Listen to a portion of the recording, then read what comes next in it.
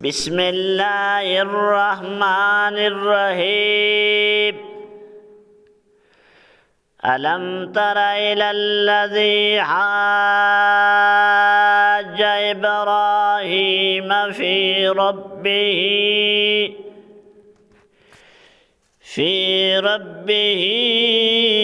ان آتاہ اللہ الملک اذ قال ابراہیم ربی الذی یحیی ویمیت قال انا احیی وامیت قال ابراہیم فإن اللہ یأتی بالشمس من المشرق فأت بها من المغرب فبہت الذی کفر واللہ لا یہدی القوم الظالمین۔ اس سے گزشتہ آیات میں اللہ تبارک و تعالی نے بتا دیا ایک ایمان ہے، ایک کفر ہے۔ ایمان والوں کا اللہ حاکم ہے، اللہ دوست ہے، اللہ ان کو تاریکیوں سے نکال کر روشنی میں لے آتا ہے۔ سبحان اللہ، مومن کے دل میں نور ایمان، مومن کے دل میں بصیرت بھی ہے، بصارت بھی ہے، شرافت بھی ہے، عظمت بھی ہے، حیا بھی ہے، معرفت بھی ہے، نور بھی ہے۔ لیکن جو مومن نہیں، جو کافر ہے، وہ تاریکی میں ہے، ظلم میں ہے، شرارت میں ہے، اندھیری میں ہے، طاغوتیت میں ہے، شیاطین بھی اس میں، جادو بھی اس میں، سحر بھی اس میں، کفر بھی اس میں، بغاوت بھی اس میں، شرارت بھی اس میں، سب کچھ کافر میں ہے، مومن میں نہیں۔ یاد رکھو، ہمیشہ جو شرارت ہوتی ہے وہ کافر کی جانب سے ہے۔ اس سے بڑا شرارت کیا؟ جو میرے اللہ کے ذات کے وجود کا انکار کرے۔ کون اللہ؟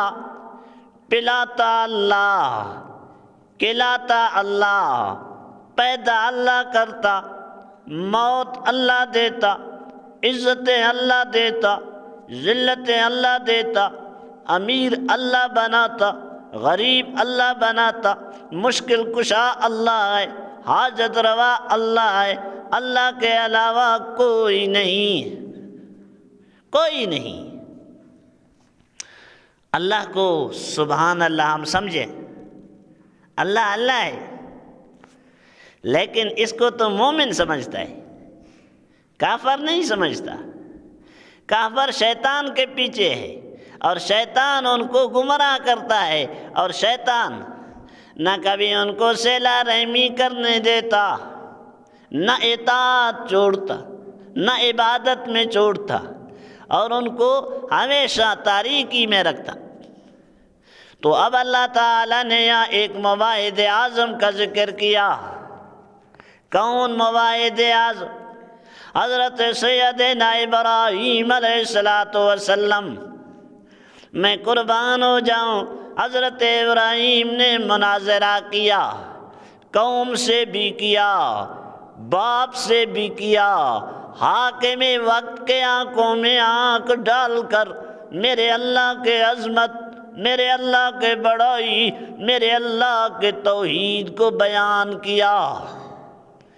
جان کے پرواہ کیے ہوئے بغیر فرمایا جان تو جا سکتی ہے، میں باپ کا مقابلہ بھی کر سکتا ہوں، قوم کا مقابلہ بھی کر سکتا ہوں۔